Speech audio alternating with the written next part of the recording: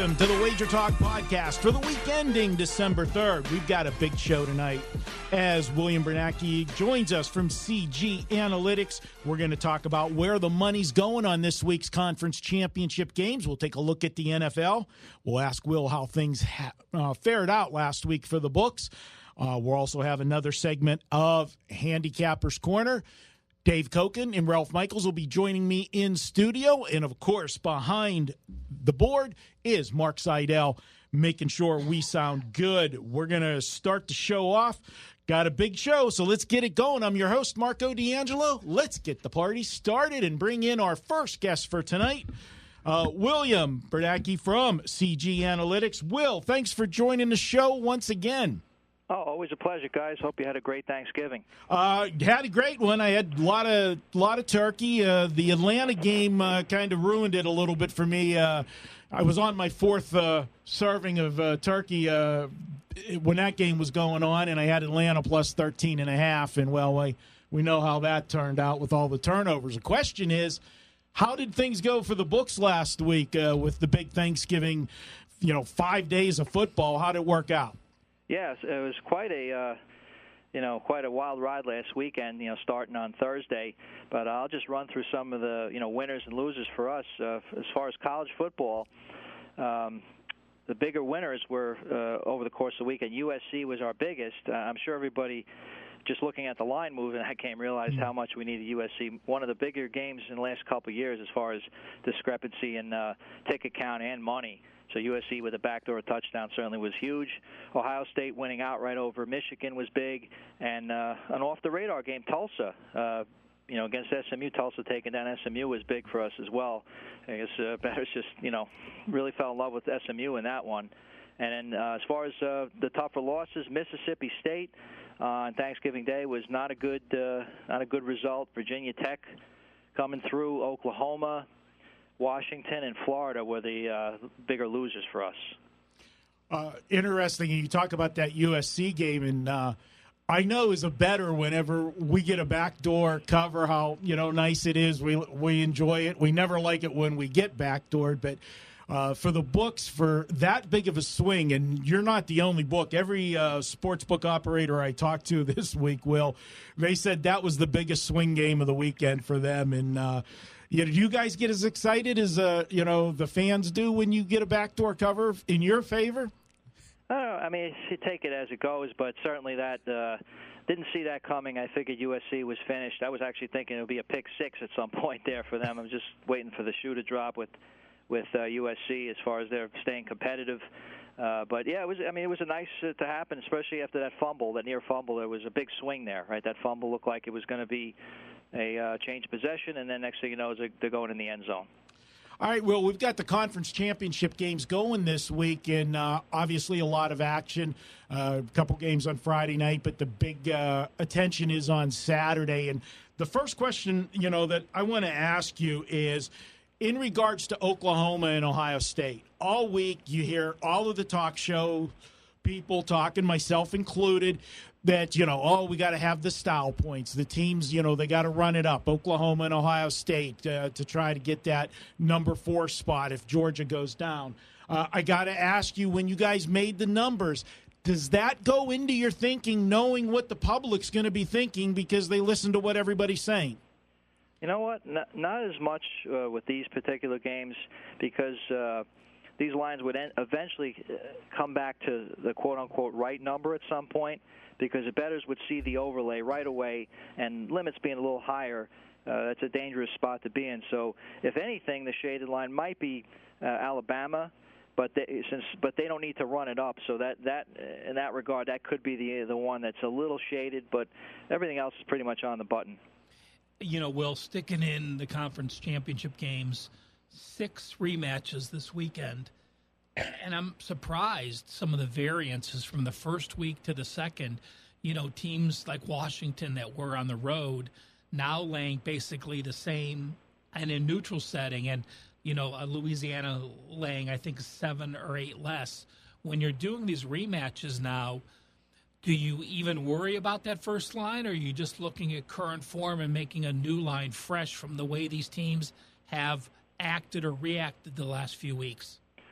Definitely current form, and certainly how taking into account injuries, motivation, and other factors. Of course, any coaching changes that are made. I don't think that's affecting any of these games, but certainly will in the bowls for a few teams. But yeah, certainly current form is big. Regardless of how they played against each other earlier in the year. Will, for the games going on Saturday, the conference championship games, where's the sharp money coming on those games? Believe it or not, there's just one game, that, at least with us, that's showing some respect and money, and that is, believe it or not, tonight with Northern Illinois. We took a mid-four-figure bet on NIU, taking the points. But other than that, it's been all just public money, really, for whatever game we're looking at. Of the conference championships, which will be the biggest handle? Obviously, the Big 12's at noon, the SEC's at 4, and then you have the ACC and Big 10 at night. Which would be your guess is going to have the largest volume of tickets or dollars? Well, I think that's going to depend on scenarios here, like what ends up, who ends up winning. So Texas, Oklahoma, depending on the result of that game, and then leading into Georgia, Alabama, if Ohio State has a clear path in their game, I could see the Ohio State Northwestern game having the biggest handle. I don't think Pittsburgh Clemson has any chance to approach the biggest handle based on really Clemson's in. If they lost, I guess they could be out, but as far as with that point spread, and Northwestern Ohio State has a good chance because of what happens before them if everything falls right for Ohio State.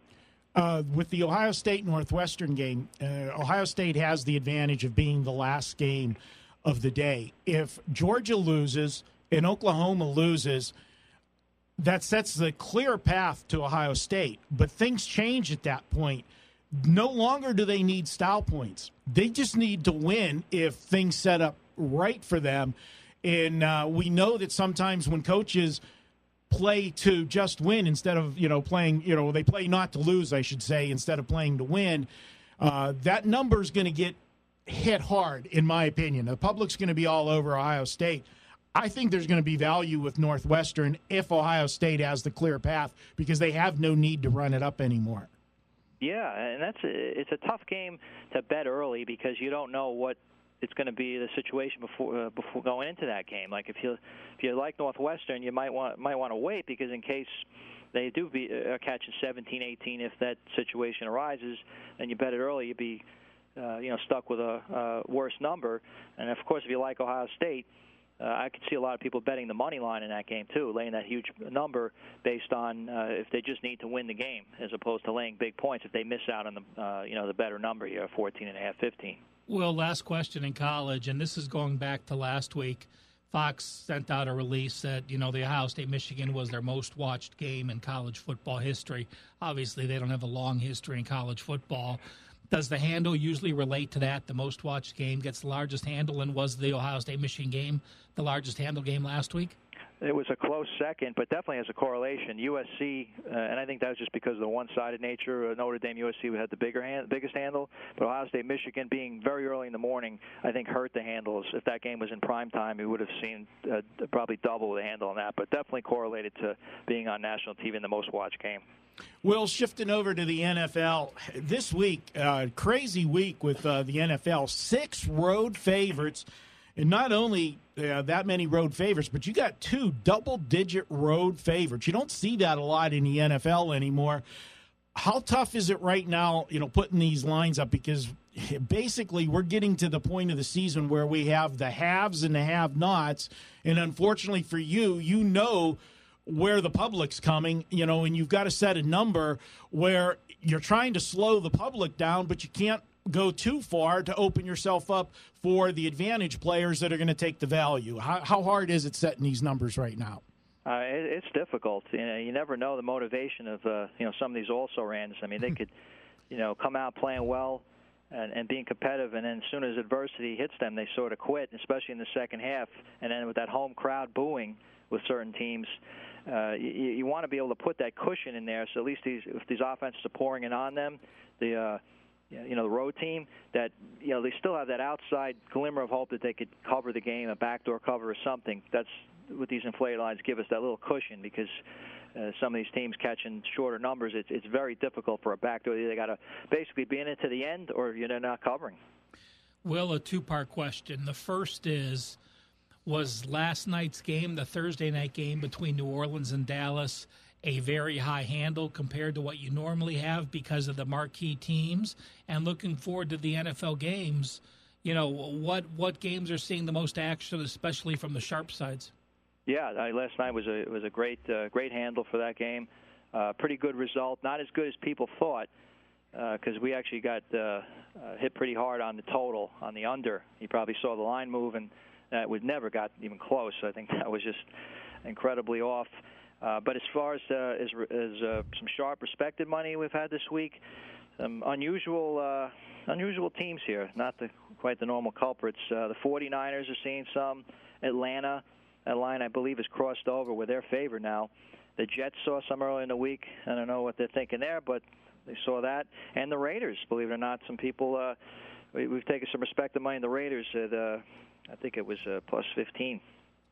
Yeah, the Raider game, that's one of those ones. I mean, where we talked about the big road favorites. I mean, this is one of the biggest road favorites we've had. Especially a division, a 2-touchdown division home dog. Yeah, and what's this line going to be? They play again in a few weeks. What's it going to be? But it is week 17, I think, when they play. What's it going to be when it's in Kansas City? If Kansas City has a reason to play as far as maybe, home field advantage or the second seed, whatever, you're looking at 15 on the road. I mean, we could have I don't know what the record is for the biggest. Patriots had 22 or against Jacksonville or something that year. Yeah, that year they ran eight or nine straight. Yeah. But this is gonna get into the 20 range, isn't it? Yeah, it'd be approaching 3 touchdowns. Not quite what New England was laying at that time against. Was it Jacksonville? Yeah, they were 24 or something like that. One of those games. But yeah, this will be approaching 3 touchdowns at that point. It's depending on. Not that it matters who the Raiders have behind under center there, but let's just say Carr's playing. Yeah, probably 20-21. Wow, crazy stuff. All right, we got you do every week with Kelly. Want to let our listeners know about that. That the information you're giving us right now. Hey, it's we're recording this week a day later on Friday, but you want to know what's happening in the NFL Sunday morning, about 90 minutes before kickoff. You got all of the action after Saturday. The general public generally doesn't bet their NFL until Sunday morning. If you've ever been in a sports book here in Vegas and look at the lines on Sunday morning, you and Kelly do a great video every week. It's the 2-minute warning. You break down where the money's coming in, where your liability's at, and it's a great tool for people to listen to because we know that more often than not, Will, I mean, we talk about it, there's times that the house takes a hit, but you guys are on come out on top more often than not. So when you know where your liability is, if you want to ride with the books, this is a great way to know that information on Sundays.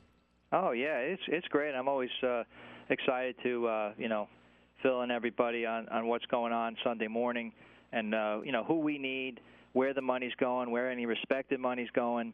And it gives you paints a totally different picture than what we're talking about today, and it's really the true picture. It's just right now we're just kind of setting it up, that picture, and then the final one is on Sunday, and everyone can see what's going on behind the counter. It's great to be able to share that. Will, didn't prepare you for this question, just sort of off the cuff, listening to you and Marco talk about the 2-minute warning.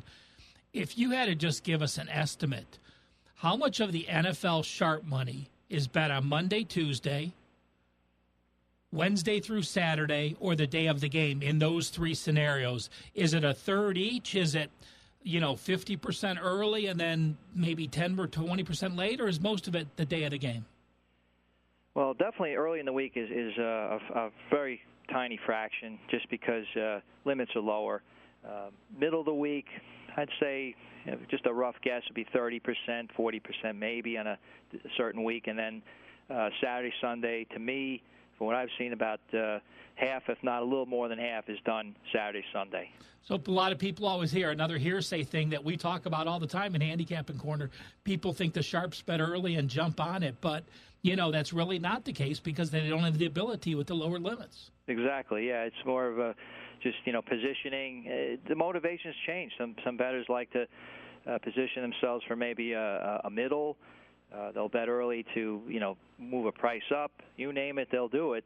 And then when the limits are at its peak, that's when the bet that's lack of a better word, trying to make the bet that actually cashes for them is when they're going for it. Yeah, somewhere down the road, we'll actually do a segment with you and talk about where you talk about a bet early in the week is really just there to set up something later in the week with a lot of groups where because if you move a line early in the week, it doesn't take as much money to start moving a line, and then you get what is called the steam chasers. They watch the board and they say, oh, look, this line went from 3 to 4. The sharps are on it, and then all of a sudden it starts piggybacking, and then late in the week when the limits are bigger, then you see the real money show up on the side that they won it all along. Yeah, sort of like a pump and dumps setup. Yeah, you just it's amazing how the markets have changed and the sophistication of betting groups. But that's something we'll do for another time, and it would be a great in-depth little segment. Will, as always, thanks. Anything special going on, CG, you want to promote? Obviously, the app is something that we talk about each week. Yeah, definitely. We got. I mean, it's a great weekend. Another one. We got college basketball. Some great matchups this weekend for those people who want to just catch the game or certainly bet on some ranked teams playing tomorrow. Purdue, I think they're playing, if I'm not mistaken, Michigan. And this college football, I mean, this is one of the best weeks of the year. College football championships going on, conference championships, NFL playoff pushes going on, hockey. Let's not forget the Knights are rounding into form, so bettors want to jump back on them now while the prices are still cheap compared to last year. And of course, we have the MLS is going on. The MLS Cup is coming up soon. Premier League soccer. If I'm missing something, you could fill in the blanks.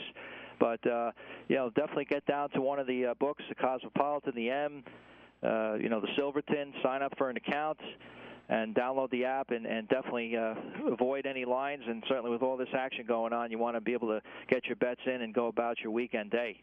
All right. Well, good stuff as always. Hopefully we'll talk to you next week. And good luck with all your games this week, except the ones I'm on, okay? Absolutely. Thanks. I look forward to it, guys. Take care. All right, guys, we're going to step out, take a quick break, and when we come back, it's Handicappers Corner, and Ralph come packing today with some stuff for you in Handicappers Corner. We're going to cover that next here on the WagerTalk Podcast. It's Manic Monday, and that means every pick at WagerTalk.com is just $9. Get a play in any sport valued at up to $30 for just $9 each and every Monday at WagerTalk.com.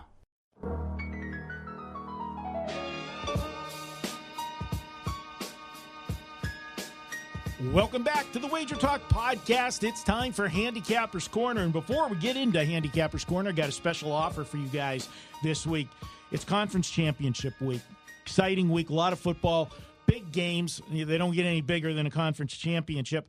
But this also means that we're just, week, 10 days away from starting the early bowl games, Ralph. And we've got a special deal for you. The bowl package at WagerTalk, all of the Cappers bowl packages are $295. We're going to give you an opportunity to save $100 this week. If you use coupon code BOWL100, that's BOWL100, the number 100, you will get $100 off that bowl package. Pick your favorite capper. You get them for just $195. That's all the way through the championship game, and we're going to throw in the final week, this week, of the regular season and conference championship week. And there's a few makeup games as well this week. So a nice college card. You'll get that free when you sign up for the College Bowl package. Can't talk this morning. Ralph, we're going to head over to some angles that you came up with. And, we always hear about how hard it is to beat a team twice in the same season. Now, we've got the conference championship games this week, Ralph, and there's a couple rematches from the regular season. You dug in and found some stuff on this. Tell us what you got here for us on the Handicappers Corner. Well, someone actually reached out on Twitter. This is something I've wanted to do, and they sort of just irked me to do it a little bit quicker. And, if you guys ever have a handicapping question, you can just reach out on my Twitter, @CalSportsLV. I may not be able to get to it if it's on a weekend right away, but I will get back to you. And even if the answer is 50-50, at least that's knowledge that you have moving forward. And when people say it's tough to beat a team twice, well, it's not true, but it's not false. The college database goes back to 1982. So we have a great length of time. And in that, there's only been 60 rematches. Again, we're going to have a lot more rematches now. Not that the Big 12 plays everyone. There's always going to be a rematch in the Big 12 championship. The Sun Belt plays most of their games. There's almost always going to be a rematch in the championship. So with everyone having a championship game now, there's going to be more and more of these daily. But of those 60 that occurred since 1982, if a team lost the first game, well, they're only 46.7% against the spread, 47% straight up, and 48% against the spread. So that means if a team won the first game, they are 53.3% straight up and 51.7% against the spread. So it's not going to put you on a play. It's not going to take you off a play, but you don't have to be afraid. If you like a team that won that first game, it actually is, again, above 50% to play the next. Now, Marco, I also broke down all the situations. What happened if a team lost at home? What happened if they lost away? As a home favorite, home dog, away favorite, or away dog? Couple circumstances that it don't occur often. Like if a team lost as a home dog the first time, they're actually 75% in the rematch, but it's only happened 4 times since 1982. Couple of occurrences that do happen this week. If a team lost their first game as an away favorite, like Fresno did, those teams are 9-1 straight up in the rematch, and they are 5-4-1 ATS, 55.6%. So again, that's something to look at when you're looking at the rematch. If a team lost their first game as an away dog, so you played a game, you lost as an away dog, several of those in that situation, 8-20 straight up, 28.6%, and only 10-17-1 against the spread, 37%. The rematches this week: Washington against Utah, App State against Louisiana, Boise against Fresno, UCF Memphis, Middle Tennessee State and Utah, and, of course, the Big 12, Red River rivalry number 2, Texas and Oklahoma. Good stuff, Ralph. You had some NFL angles as well with the month of December. Some interesting stuff. Looking at what you sent me over here. In December, team on the road for the second straight week is an away favorite versus a division foe. Since 2010, 17-9-1. That's 65% against the spread. That's a nice angle. And I think a lot of times people think it's late in the year, you're traveling for a second straight situation, you're playing a team that's familiar with you. But we've seen that if you're the better team, and listen, the NFL travel situation is not like any other sport. These guys are flying jets, one across to a seat. They're having a healthy meal. They're getting massages on the plane. Traveling in the NFL is not a detriment like other leagues where it's difficult or it's draining to do. Hell, I bet in L.A., some people that live in L.A. and they get stuck in traffic, they probably take some longer to drive to the stadium than it does to fly, to one of their division rivals. I get it. And the one that we're talking about this week that this system applies to is Kansas City at Oakland this week. So you would be looking at Kansas City in that one. And as far as traveling a second week, they actually had a bye week in there. So they don't have as much of a detriment as far as going back-to-back weeks, but they're probably still tired from chasing the Rams up and down the field in that game and themselves scoring all those points. That also is a potential for New Orleans, Tampa Bay next week, depending on the line. And when we compare that angle to non-December months, in non-December months, the same situation, a second straight as an away favorite as a division dog, 34-29, 57%. This next angle I want to talk about is even a bigger December-only margin. If in December you play on a team as a double-digit favorite that lost the last game as a favorite. So you've got a team that was disappointed, and it doesn't occur with any situation this week, but for the next few weeks, keep an eye on that. Since 2011, those teams are 10-0 straight up, 9-1 ATS. The only loss was Baltimore in 2014, and the loss wasn't even a bad one. They lost at Houston the week before, laying 6.5, and then they still beat Cleveland by 10, but they were a 13-point favorite. More impressive for this angle, the non-December months since 2011, that same situation, only 11-9, 55%. So 90% in December, non-December months, 55%. Great stuff as always, Ralph. And this is the kind of stuff with these angles. If you listen to our daily radio show, I'm going to give that a plug. Las Vegas Sports Line in conjunction with Wager Talk. It airs every day here in Las Vegas from 2 to 3 Pacific time. And we always put up as soon as the show's done. There's a podcast. You can listen to it, download it. You guys do a segment on the show. It's called Joe's Angle of the Day, and it's one of our radio sponsors, Joe's Prime Seafood Crab here in Vegas. You do the angle every day. You have stuff like this that we just did right now. And those plays have been winning at a just phenomenal rate. And you guys, you give it for free every day. And it's worth tuning into the show just for Joe's Angle, the way they've been running. It is. And if you want that entire sheet with all the breakdowns for the college, that'll be posted later today, Friday night at WagerTalk.com. And that same information in the NFL. Now, the NFL is different. Every division foe plays an opponent twice a year. So I also have all the records and all the situations of how the NFL teams do in the second game of the rematch. And one thing I do want to tell you is that every scenario, teams that lost at home, lost as a home favorite, lost as a home dog, lost away, lost as an away favorite, lost as an away dog, everyone tells you to lean to the under in the second matchup.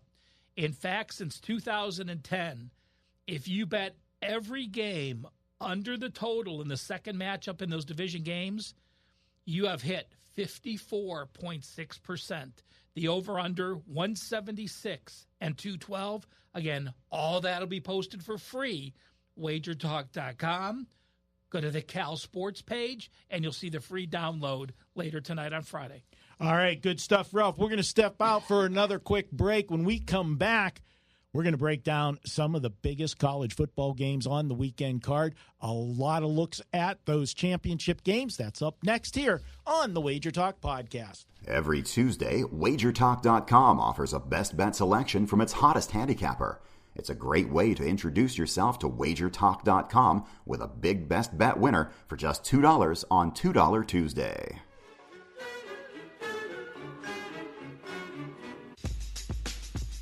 Welcome back to the Wager Talk Podcast. It is time to jump into college football, and we've got some great games this week. This section of the program is brought to you by uwager.eu. Head over to uwager.eu. They are our sponsor here of the college football preview, and a great offshore sports book to check out. All right, guys, let's start with the big one. No sense jumping around and dodging the bullet. Let's go to Georgia, Alabama, and Dave, we know Alabama, win or lose, we know they're in. They're not dropping anywhere out of the picture. Georgia, they got to win this game. We've seen in line here 13 and a half, but bouncing around. I even started to see a couple of offshore places even ticket 12 and a half. Yep. So we'll see where the money's coming. I think the Sharps, Dave, were waiting as long as they could, hoping to see that 14, but not going to get the 14. No, I don't know how sharp the move is. I think there's public money on the dog in this game. Alabama's tremendous, but Georgia plus, close to 2 touchdowns is going to be very attractive to bettors. There's times when I think the sharp money was early in this game. Not that particularly matters. Interesting question is, if Georgia were to lose really big and Oklahoma and Ohio State both got upset, Somebody asked this to Scott Van Pelt on Twitter. And, well, then what would happen? Would Georgia still get in, or would Michigan get in, or whatever? And my response, you had to chime in, was that Alabama would actually get 2 bids, and they'd play each other in the first round. So they're just too good for me to bet against. I'm not laying this kind of a number to Georgia. I think Georgia is capable of giving them a real good football game. But, that's about where it is for me, Ralph. I mean, I'm just not going against Alabama. Yeah, well, there's value with Georgia, I think, based on what the line was last year. They played less than 12 months ago in this exact same setting, and Georgia was a 4.5 point dog and dominated the first half. Tua comes in at halftime, and even Tua needed overtime, got sacked on that first down, then threw a 41-yard touchdown pass. But looking back at that, is Bama that much better? Well, yeah, Bama might be that much better than that team. So I look at this and, I think there's value with the under as well. We've seen 18-point difference from last year's championship game. We saw Alabama not move the ball that great against LSU, not move the ball that great against Mississippi State, the 2 top defenses. Dog is 6-0 straight up in this series. And one interesting note from our friend Mark Lawrence, Bama has won 12 games by 20 or more points, and they're going for their 13th straight win. The other team in college football history that has won 12 games by 28 points, the 1888 Yale squad did that, winning 12 straight games. I think by a final score, their total was 634-0. What year was that? 1888. Yeah, they were. Did you enjoy that game, Dave? Yeah, they were. Growing up in Rhode Island, Connecticut was. You only needed like 2 horses to get there. There you go. And we went to see those games. Well, the only thing I'm going to say about this one is most teams, when they line up against Alabama, there's a little bit of intimidation. Georgia's not intimidated by Alabama because of last year's championship game. So they've got that working for them. You talk about defense. Georgia has held every opponent this year to 29 points or less except one. That was LSU, and in that game, they had 4 turnovers that set LSU up in that game for the scores. And 8 of the games this year, they held their opponents to 17 or less. So this is a team that really, the defense is there. You give me a defensive team getting this many points, and for Alabama, it doesn't matter. All they got to do is, they don't even have to win. I mean, they're in. Some people say that's better. They have no pressure. But, to me, it's if you're playing a game. They don't even have to win to be in. They can lose and they're in. It doesn't matter. There's always pressure. It's the playoffs. Okay, this is an extension of the playoffs. There's always pressure. Both teams have pressure. I like Georgia in the points if I got to play this game. I don't know that it makes my card, but I just think there's too many points. I think the adjustment's way too much is like Ralph said, from last year. Moving to the next one. This is the one that really is intriguing to me, and it's the Texas-Oklahoma. I'll start with you, Ralph, on this one. We know the story here. Oklahoma scores points. Oklahoma can't stop anybody. The question is, the Texas offense is not the same as the West Virginia offense. That can they 704 yards against Oklahoma? Can they put trade points with Oklahoma, or does Texas go in here and try to keep Oklahoma off the field? Texas did in the Red River rivalry, winning. They scored 42. Oklahoma scored 41. Oklahoma is the first team ever to win to allow 40 points in 4 games and win all those games. So, their defense has been atrocious. You want to talk about the Oklahoma State game, it was about 600-plus yards. They gave up 540 yards to Kansas. That was Kansas's even best. They gave up 7 yards to West Virginia. That was West Virginia's best. You have a team that has a much better defense, has a decent offense, is getting over a touchdown. And, by the way, let's remember, Tom Herman, 12-1 ATS as a dog. Tom Herman, if you want to go back and include his OC days at Ohio State and his last year at Iowa State, 22-1 against the spread as an underdog. One danger, though. I think if Oklahoma wins, they're probably in. But they're not going to have the luxury of doing any scoreboard watching because they're kicking off early. And they're going to be taking the field thinking we might need style points here. And that worries me at the end of the game. Because if they're ahead by 10, they're going to try to get ahead by 17. Even if it's the end of the game, they're not going to suddenly get conservative. I don't have a play in the game. I think Oklahoma's offense is just too good for Texas. And I think Oklahoma is a better football team now than they were when they played Texas the first time. So I guess you can say I'm leaning to the Sooners. Not even close enough to make my card, though. I don't think Texas can trade points with them. Right now, Kyler Murray is playing on he's on a different level than he was. I mean, he was good all year, but right now he's got such command of this offense and so much confidence. I mean, they know that they can just go down the field, like a hot knife through butter. I mean, right now, what I'm looking at... Probably the best offense in the country. Yeah, I agree with you 100%. And this is a guy that's so good, and he's not even going to play football. He's going to play baseball. Yeah. Way to go. His career he signed that $7 million check already from the A's, so he's stuck now. Yep. Of course, he might get a look at that field and say... Hey, I read the paper this morning. They have an agreement for a new stadium now. We'll see if it goes through, but long way to go. But. Yeah. You look at this one, Dave, and where I'm looking at is I'm looking at the total, and I just think this total is ridiculous. It's at 78. Do you know what the total was? Now, I understand they scored 93 points the first time they played. But the total was 59 in that game, and now we've got a total of 78. That's a 19-point adjustment. Well, okay, but I'm going to play a little devil's advocate. How about they got the first total really wrong? Okay, I mean, I'm talking really wrong. And they're learning from their mistakes because the odds makers' mentality has shifted in just a matter of a couple of months. You can't put up totals that low. You're going to get all lopsided action, and the few sharps, in quotes, that decide to play the number, they're going to get their ass kicked. I think those days are gone. And if they didn't put this total in the mid-70s, to me, they'd be making – all they'd be doing is saying we're going to get crushed with over money again.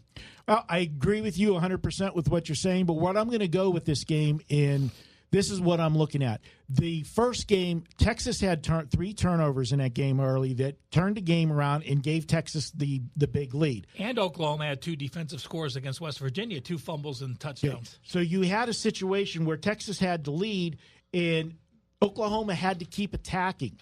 You saw in the second half, Oklahoma came all the way back from a big deficit. All right. So if I'm Tom Herman and I'm looking at that first game, I got a gift in the first half to jump out to the big lead because of the turnovers. And then when we were playing toe-to-toe in the second half, they ran me over. I can't go toe-to-toe with Oklahoma. My game plan is I got to try to keep that offense off the field. And the only way to do that is to run the football and shorten the game. And I think that's going to be Tom Herman's game plan. And I think the adjustment from the first game to this game, which they had to do given the climate of college football right now, I think it's too much. I'm looking at the under. When I bet this game, Dave, and I'll be honest with you, I already bet it because I grabbed a 78.5 because I think the Sharps will knock it down a little bit. I'll close my eyes because it's not going to be fun watching this game because even if it's a low-scoring first quarter, you have, Well, and here's the thing. You're never comfortable. Yeah, you better hope you don't get defensive scores. Yeah. Because if you do, you're going to be dead. You know what, Dave's point is valid about running it up late, but perhaps maybe a first-half bet where you don't have that mentality to run it up in the first half. You don't have that same hecticness because you want to see what happens in the third quarter. Just a thought as well. Yeah, split it up a first half and a second half wager. All right, guys, moving into an interesting game. Fresno State and Boise. I'm not a fan of a home team having, getting to play the championship game on your home Mountain field. West is not a Sun Belt, I Mountain guess not West, a you're lot. just not going to get anyone. Well, if you don't, until 2 years from now, when the game will be played here. It's that simple. The Mountain West championship game will, assuming UNLV is still in the Mountain West. A doubleheader with the Pac-12? I can see the Pac-12 coming here. Their basketball's here. I don't think the Pac-12 will come here for football. Football's a different animal. But the Mountain West will come here. Yeah, with the new stadium, it definitely would be a big draw. And Vegas is a draw as itself, right. So it's a destination. This game, we've seen some line movement, boys. This one opened Finally. up. Boise State 2.5. I saw this morning picks and even some ones popping up on the Fresno State side. Right. that stood to reason. That this line was geared to get Fresno State action because all people have to do is look at the first game and see that Fresno State was actually the favorite at Boise State. If you go back to that game, by the way, Fresno was in control of the game. They were basically one play away from putting the game away and made a mistake in the third quarter, and Boise responded and ended up pulling out the victory. Should be an exciting game. You've got two great quarterbacks in this game, Ralph. You've got Brett Ripien for Boise State. 29 touchdowns on the season, 7 interceptions. He's averaging 298 yards a game passing. But Fresno State, their guy, Marcus Marilon, he's got 24 TDs and only 3 picks on the season, 274 yards per game passing. And you look at this one, Fresno State, you got to give Tedford credit. How about taking over a team? They were 1-11 when he took them over, and what he's done in the 2 years he's been there, the team's 20-6 straight up, and against the spread, that's what we care about. 17-6-1, 2 seasons as a head coach there. And you 3 talk about losses, I think, in the last 3 games against the spread. Yeah, and this is a guy that's got the program. I mean, you talk about turning it around in a hurry. He's done it.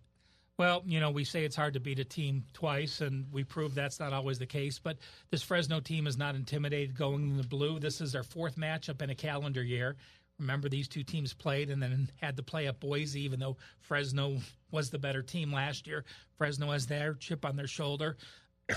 Boise, the first game, I can understand Boise was disrespected being a home dog in that first game. I made this line pick, but I still lean with Fresno. Fresno's 12-3-1 against the spread with conference revenge. I think they do get it done this time.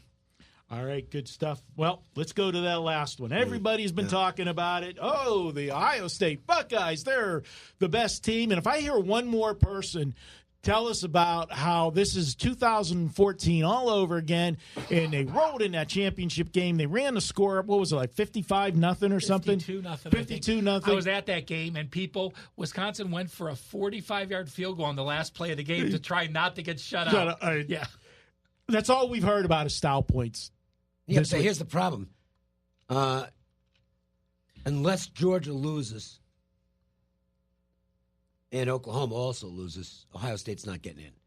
Well, style points aren't going to matter, okay? Only if Oklahoma wins by 1 or 2. Doesn't matter. I'm going to that's your opinion. I'm going to tell you why it won't matter. The Big 12 has not gotten into this thing. And Ohio State got screwed last year. They got in the year before when they shouldn't have been. Yeah. Over Penn State. Okay, you've got a few things here. One is that the Big 12 went to a title game specifically to satisfy the committee. 2 is that Ohio State, if you beat I'm sorry, but Northwestern, it's Northwestern. Okay, the perception, and you can bank on this being the committee's about as public as it gets as far as that goes. They could beat Northwestern by 142, and they're going to say, well, it's Northwestern. Okay, we already know that because that's what they do with Central Florida. They say, well, it's Central Florida. Northwestern doesn't have that respect level, and if Oklahoma beats Texas, unless Georgia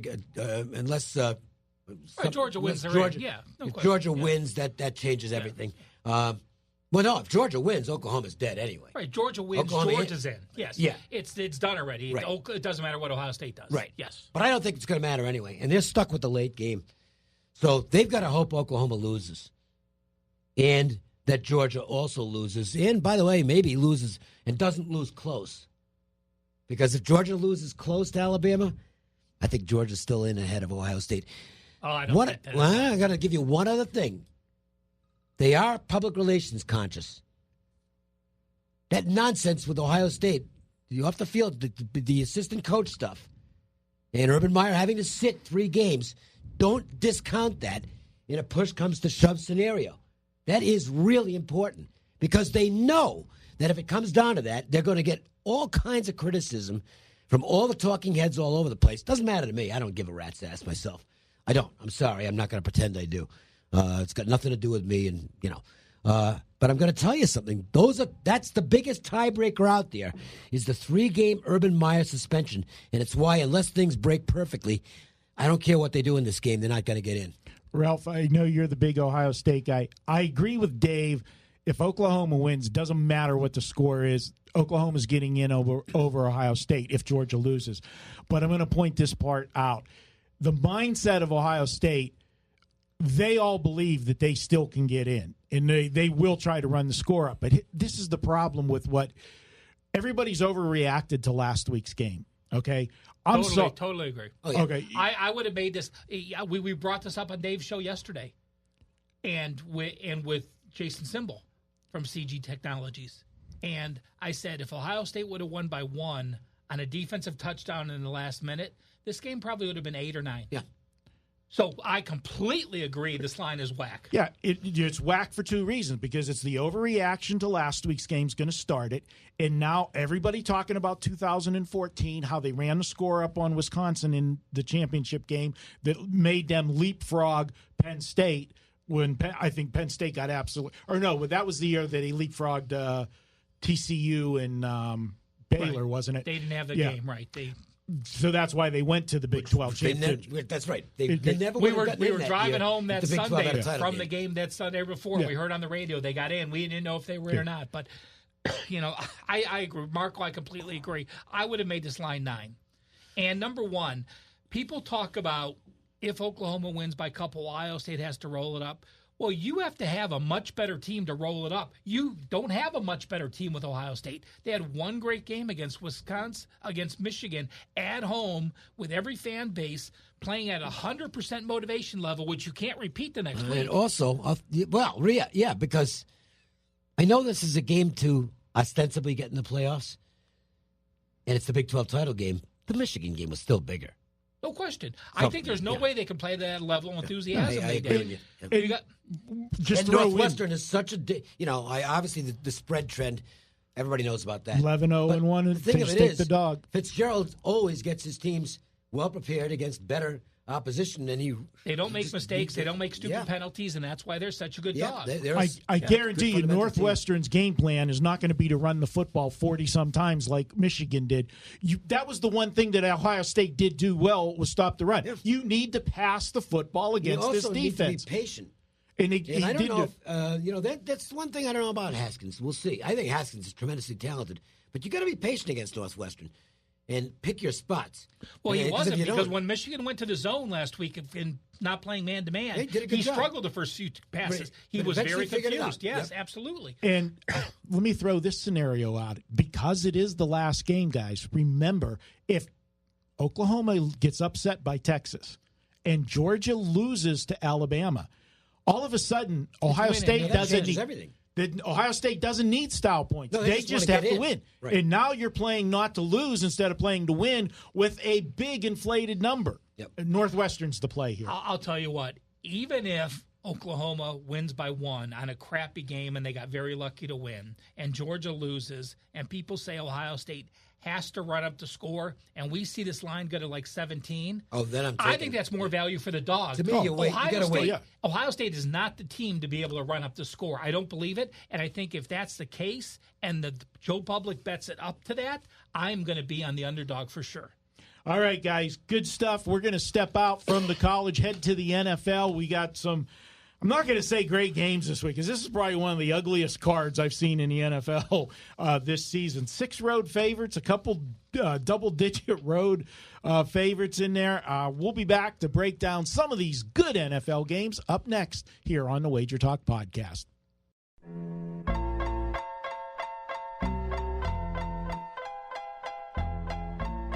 Welcome back to the WagerTalk Podcast. We're heading to the NFL. We've got 4 games.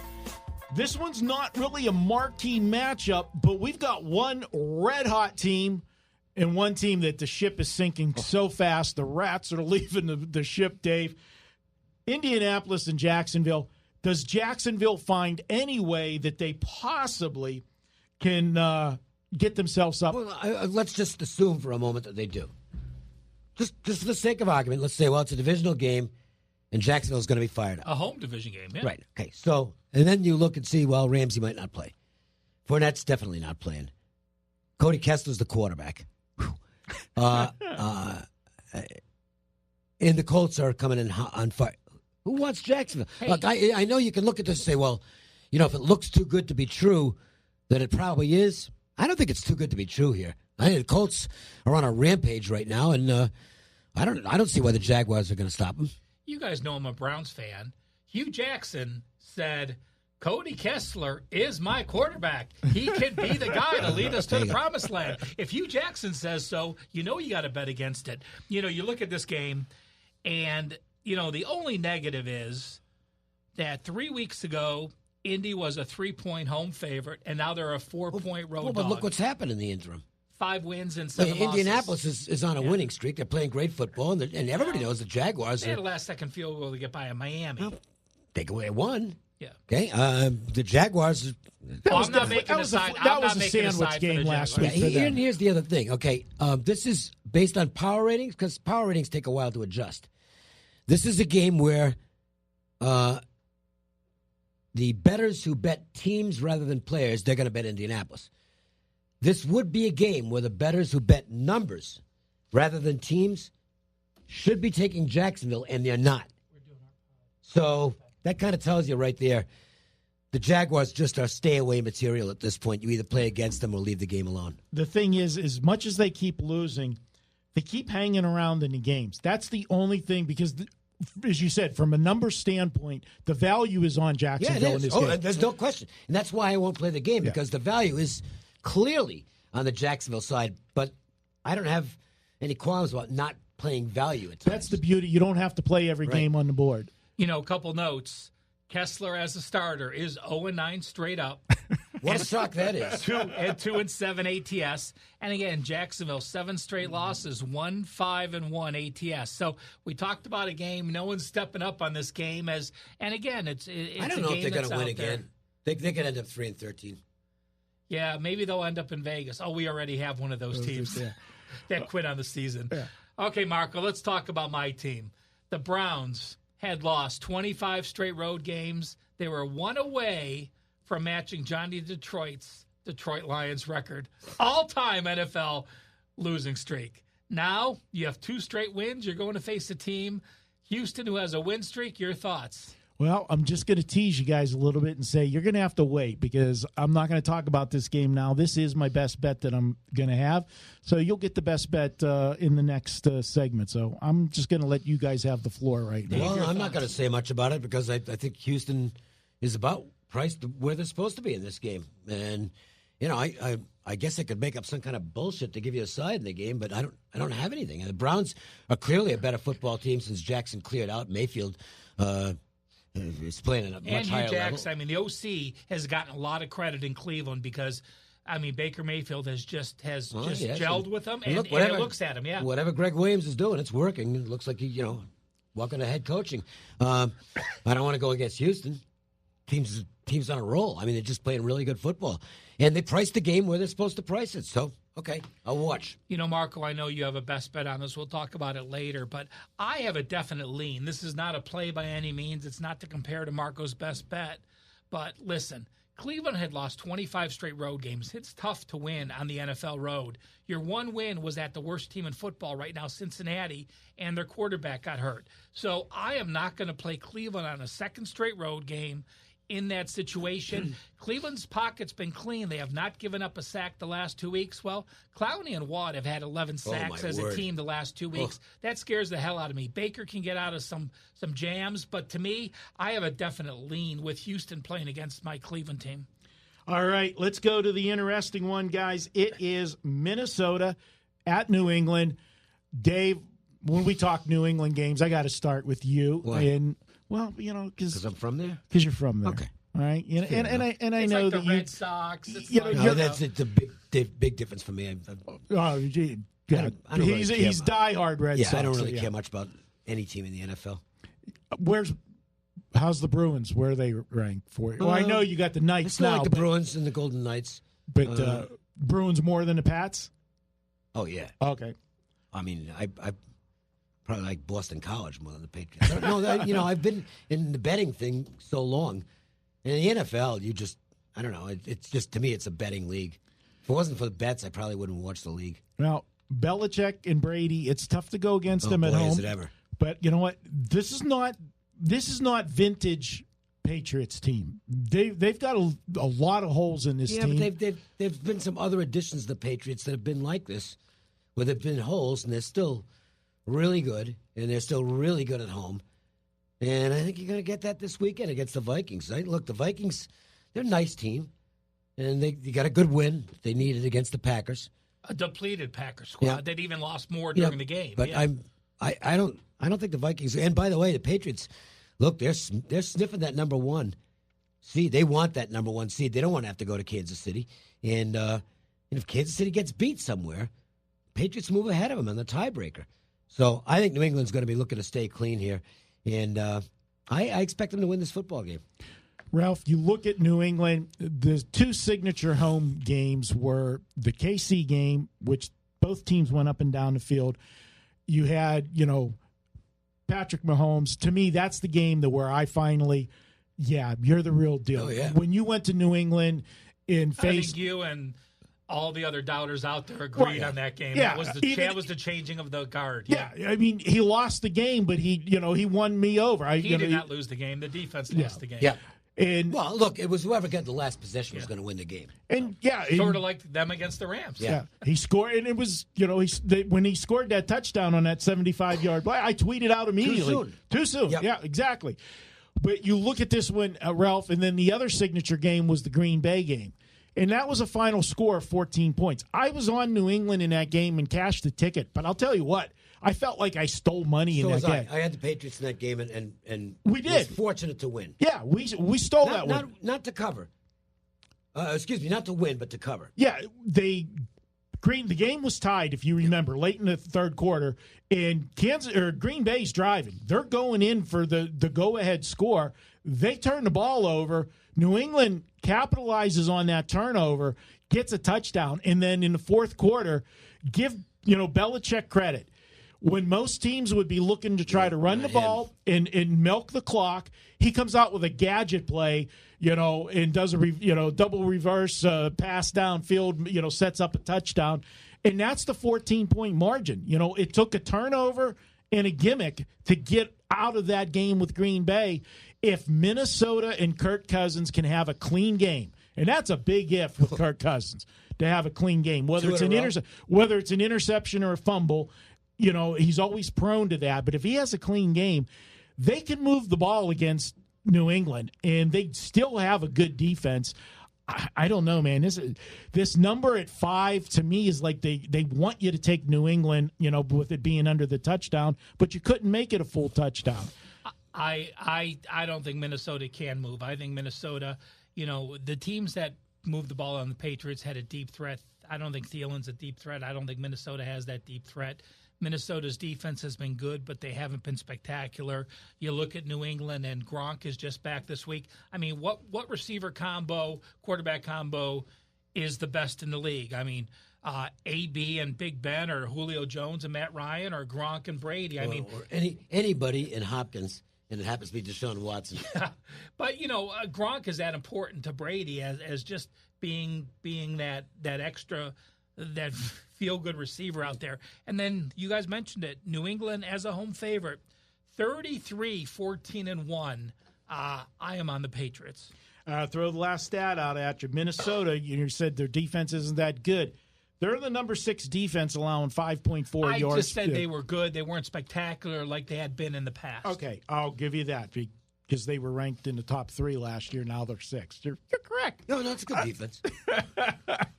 All right. Last one, flexed in. They got flexed out a couple of weeks ago when they were playing Jacksonville, which was a really good game. It would have been an interesting Sunday night game. But now the Steelers get flexed into the Sunday night game. And talking with some people in Pittsburgh, some of the writers, listening to a couple of their podcasts and stuff, a lot of people around the Steeler organization really weren't happy that this game got flexed into the nighttime game. Well, because they buy into they gave away an advantage of having a West Coast team playing at 1 o'clock. Oh, boy. And we know, Dave, we've don't these people do any research at all? No, that is something. And Ralph talks about it all. It's an urban myth that it sounds good and everybody uses it. I don't mind when the ex-players go on and say stupid stuff because I kind of expect it out of them. We know they're not researching this stuff. They just read what's put in front of them. But for guys who are in the media to not know this, then just don't talk about the games because you're clearly not doing your homework. Dave, you hear people all the time talk about that. The West Coast, the body clock at 1 o'clock here and everything. Yeah. It's ridiculous. But the Steelers come home, as they always do, Dave, a couple times a year. They have a loss that you just can't explain. It's been throughout Tomlin's career. As a fan, it drives me nuts that this team plays to the level of the competition so often. When they play a team sub 500, you always got to worry about laying the points with the Steelers. I was on Denver last week. I cashed a ticket. Just like I said with the New England Green Bay game, I stole the money there. They did not deserve. Well, you did and you didn't, because for whatever reason, the Steelers do this on the road on a constant basis. They just do, and they did it again last week. They blew red zone scoring, horrible on the road. They blew a game that they should have won. It wasn't, but it's not an aberration with them on the road. Now at home, that's an entirely different story. Especially coming off a loss. This team coming off a loss, when they play at home, they've been phenomenal, Ralph. And I'll give you a little stat here. I don't have an against the spread on this one, but I knew the Steelers were good on primetime games. They always have, going back to Cowher when he was there. Since they moved into Heinz Field, if they've played a primetime game, a Thursday night, a Sunday night, or a Monday night game, their straight-up record is 27-8 in those games. And usually those primetime games, they're big games, right? They're playing somebody. It's a Baltimore. Right. It's not a matched garbage. Up with the Jets, right? Okay. It's Baltimore twice a year for the last 8 years. Yeah, exactly. So phenomenal record at Heinz Field. We're looking at a small number. I know some people looked at when this game line came out. What? Only 3.5, but the Chargers are playing. The Chargers are a good football team. This is a team, going back to last year, they won 10 of their last 12 games down the stretch, and they're doing everything right this year. And the one thing that the two teams have in common, Ralph, they both lost to Denver in the last 2 weeks in games that they both gave them away. One by clock management and one by Big Ben passing out Christmas gifts with the interceptions and the fumble when the receiver was going into the end zone and he fumbles through the end zone. Phillip Rivers, 25 straight completions, NFL record. Yes, they've won 7 of their last 8 games, but the only winning team they played in the last 8 games is the Chargers faced Seattle and beat them. So I look at Pittsburgh. You guys talked about home and away. They're actually gaining more yards per game on the road, Pittsburgh is, than at home, but they're scoring 10 points per game less on the road than at home. Exactly your point, Dave. But here's an interesting stat. Who's the most dominant team in the NFL yardage-wise? It's the Pittsburgh Steelers. They are number 1 in the NFL in yards per game diff. I think this is a tough road game. I think the Steelers shown what they do at home, blown people out, 23 points per game their last 3 wins. I like Pittsburgh. What's the status, and I haven't checked my injuries, what's the status on Gordon? Gordon's out. He's out. I just wanted to make sure because that's a big injury. It changes the offense for them. And the line didn't adjust. That surprises me because, to me, he's gotten to the point where he's worth a half point anyway. I would have thought there would have been a half-point adjustment. I would have thought lose one. I probably would have wouldn't go one more, but there wasn't any. So, yeah. Otherwise, I might have been looking at the Chargers here. I'm going to tell you, the Chargers are in every game. I mean, they're in every game. This is not a team you're going to blow out. Dave, here's the thing. Ralph mentioned that they haven't beaten a winning team. I want to take that. Seattle. Okay, Seattle. Team, yeah. I want to take it a step further. Everybody talks about how good this Charger defense has played. Points per game, they're one of the best in the NFL. But they've played Oakland, Cleveland, Tennessee, Oakland again, Denver, and Arizona. There's not an explosive offense in any of those teams. Pittsburgh is one hell of an offensive team. And I'll tell you. No question about it. What you're going to see this week, and we talked about, did Connor hit a wall? They didn't run the football many times the last 2 weeks. If you look at their rushing attempts, were 2 of the lowest of the season, 11 rushing attempts and 16. You're going to see a lot more running this week from Pittsburgh straight up the middle because that is the weak spot on San Diego on their defense is up the middle. Well, plus, that is the front story in today's Pittsburgh paper as well. If you do that, then that really does possibly open things up for that lethal receiving tandem of Schuster and Brown. Exactly. One note, just to keep people informed, not what the Steelers fans want. 60 degrees and sunny Sunday at Pittsburgh, so you're not going to have the weather San factor Diego in caught this every game. break they could get. Even at night? Yeah. Sunday night, Well, 60 no, degrees? that was during the day. It's the low is 45, Okay. but it's going to be a nice. No NFL degrees players. at night. Wow. All If right, that was the guys. case, I might consider. Well, no, I wasn't. No, I won't. Not consider. going to If we're going anewhere, we're going to San Diego and have dinner. Well, let's go to True Lux, have dinner, and watch a game. How's that? We're going to Del Mar there too, right? They're still not in San Diego, Marco. Oh, yeah. Close enough. The Raiders might be there next year. Yeah. All right, guys. We're going to step out. When we come back, it is best bet time. That's up next here on the Wager Talk Podcast.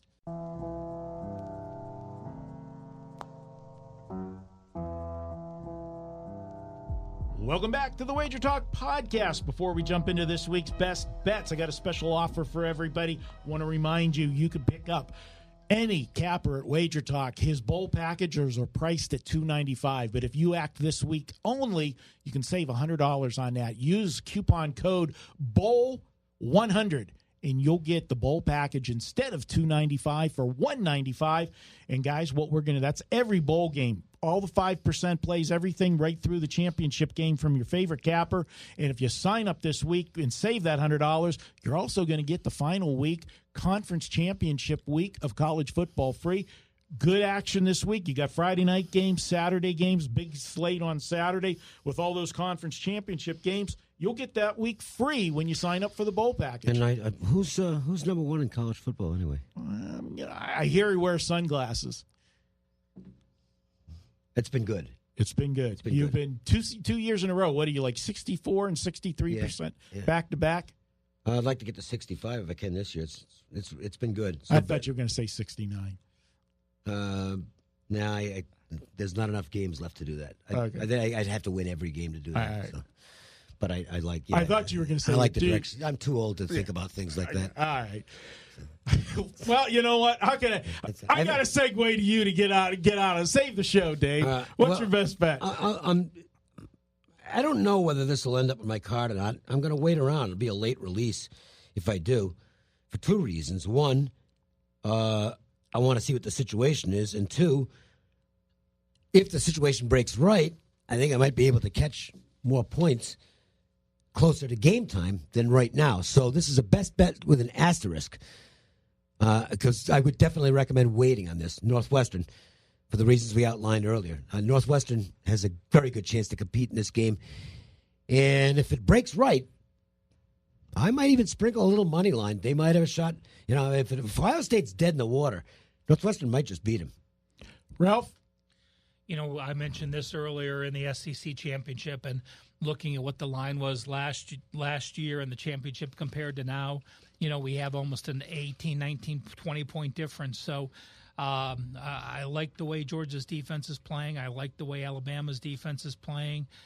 This is a game where you're not looking at style points anymore. It's just, let's win this game against this rival. You're not going to embarrass this Georgia team that you're going to face later on. And you know, I think there's a lot of value to this under. You know, Marco, you let's finish it off with you. You teased us. You didn't talk about that Cleveland-Houston game when we were talking about it because you said it's your best bet. So share with our listeners your thoughts on that game. Yeah, Ralph, and I didn't mention last week. We were off last week for Thanksgiving. We didn't have a show. But the show before that, 3-0 on the best bets. Was a nice week for everybody with the best bets. And let's try to make it a 6-0 streak here. I'm going to go to that Cleveland-Houston game, and I'm on Cleveland in this game. And you heard Dave whenever you guys broke it down. He said the number's right where it should be. Well, you know what? The number is right where it should be. So why am I on Cleveland? Well, you know that I am a guy that uses, in addition to numbers, and I always tell people, you have to use your stats. You got to you can't just throw stats away. You look at what's going on. But you also, for me, I use intangibles. And the intangibles in this game are the situation. This is an absolute flat spot for the Houston Texans. And here's why. You start off last week, Houston on this winning streak, they legitimized themselves to a national TV audience. They're not a team that gets many primetime games, okay? They got one last week, and they took Tennessee out behind the woodshed, just spanked them. Down 10-0 in the first quarter, and from there steamrolled them. And was that their first home game when the owner passed? It was. That's where I'm getting. That's the next part of it. Okay, yeah. So, and it was also an emotional game. Their owner passed away over the weekend, so everybody has on their remembrance of him on their uniforms and the ceremony before the game and everything. So it's an emotional high. They play one for the the owner. Everything that you could possibly have emotion wise was there for them in that game.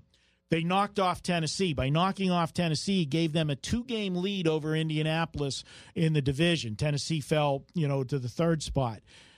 They have a 2-game lead over Indianapolis, but they beat Indianapolis already this season.